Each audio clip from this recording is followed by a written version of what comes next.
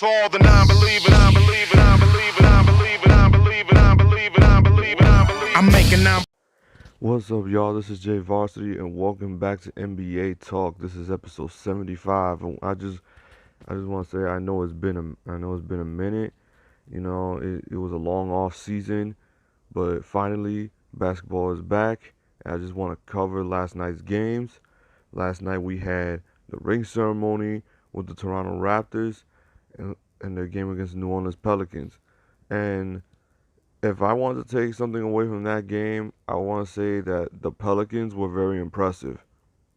The Pelicans were impressive.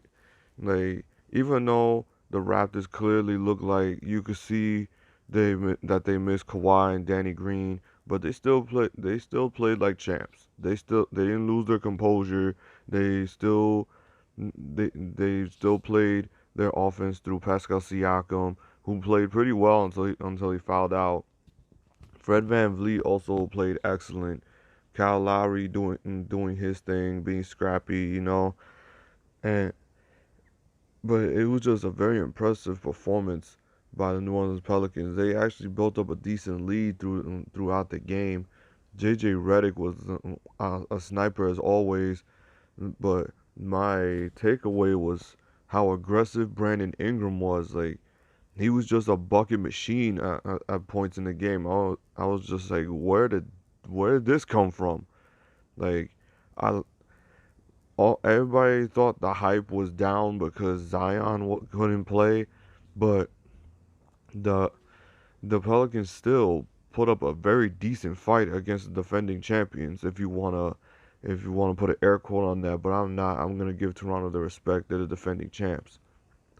The This was the first time I see the first game and opening night goes to overtime, and the the fact that game went to overtime and it took such a clutch performance for the champs to win that game.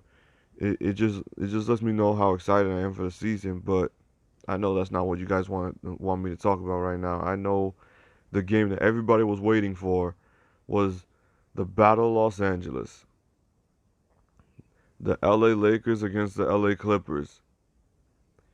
Man, I'm not gonna lie. That looked like that felt like a college game last night. You know when you got when you're in a college arena, you and sometimes and especially in March Madness, you got one fan base on one side and then you got one fan base on the other in the same exact arena at the same time. That's what it felt like in the Staples Center last night. Like, that was absolutely nuts. Like, how people were chanting "Let's go Lakers" and you got the Clippers fans answering back, and the runs both teams would go on. It was just that just felt like a college game atmosphere.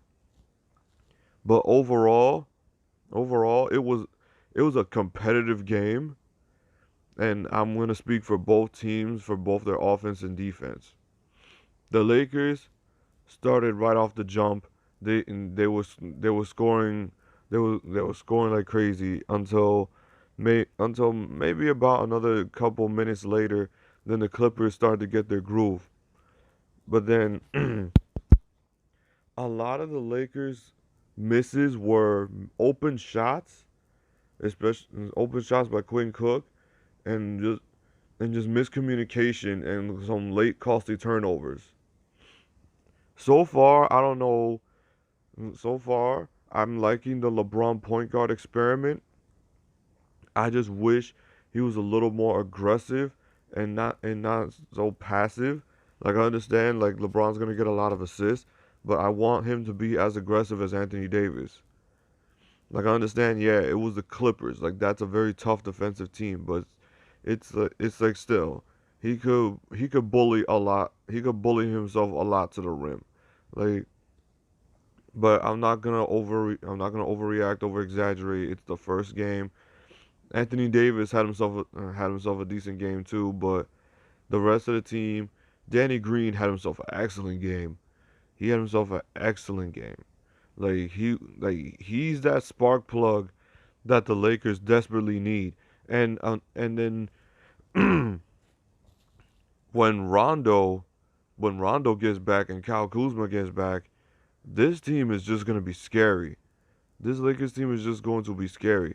Now imagine when Rondo gets back and then LeBron can sit down and maybe rest a little bit more because I don't know about Quinn Cook coming in key moments like that, especially in a game of that atmosphere, because I think that's more Rondo's feel. Like he could be able to control the pace, and be a floor general, and he could be the guy that could get in somebody's ear. And defensively, I do trust Rondo because he's just that kind of dude.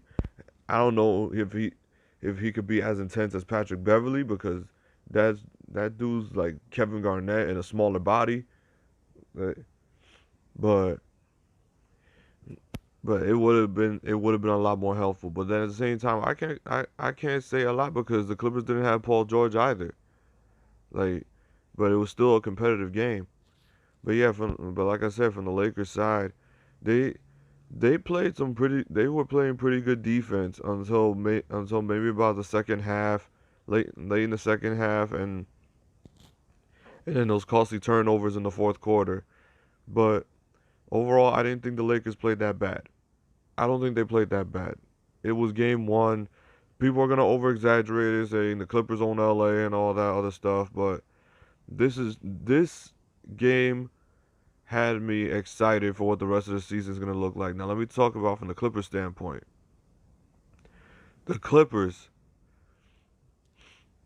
if you take the same exact 48 win team and then you add Paul George and Kawhi Leonard, well Paul George didn't play tonight, but this team is absolutely nuts. Like this team, you may look at them and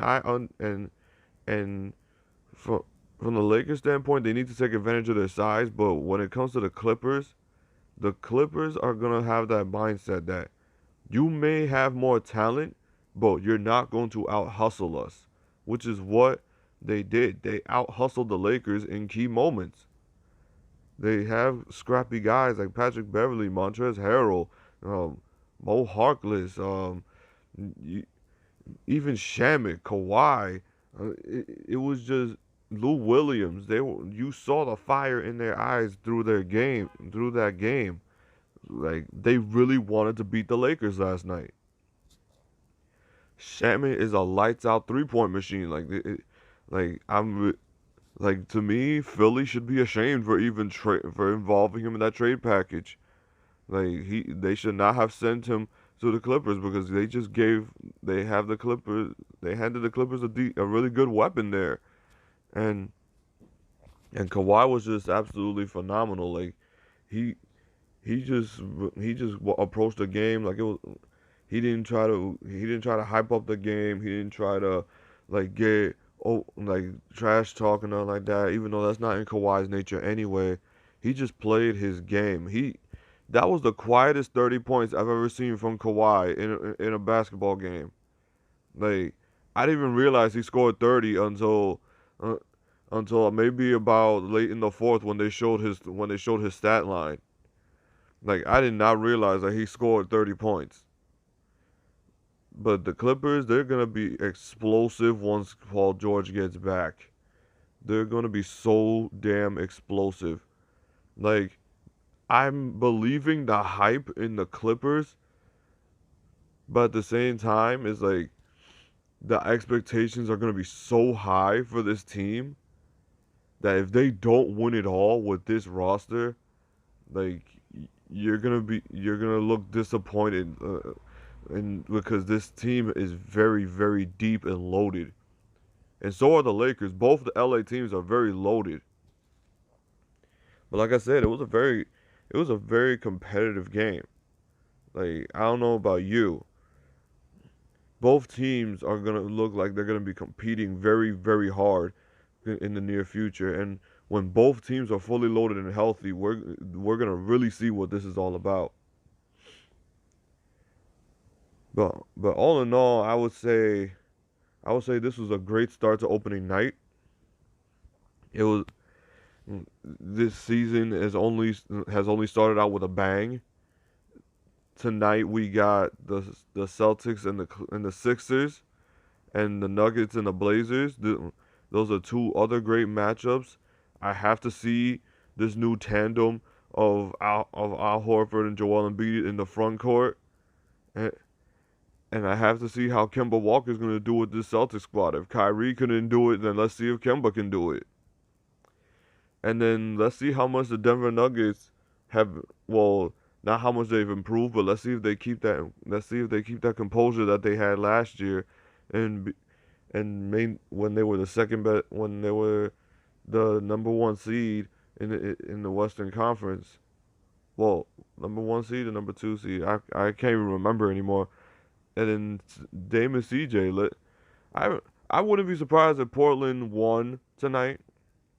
To tell you the truth, I wouldn't be surprised if Portland won tonight. But I do expect the Sixers to win this game. I do expect the Sixers to win this game. Like, when it comes to size advantage, I would say the Sixers have the advantage. And Joel Embiid needs to make a statement that he needs to stop being that oversensitive, trash-talking crybaby that he was last time, and actually man up, get in the post, and just dominate. But yeah, those are my expectations and my excitement for what the rest of the season is gonna look like. As a basketball fan, you should be very, very happy of how the season started. An overtime game and a very competitive rivalry type game. This is what competition is all about, and I hope we continue to see this type of competitiveness throughout the rest of the season. Anyway, that's it. That's all. This is your boy J Varsity, and I am out. Peace. We got some non-believers out there. Make believers out of non-believers.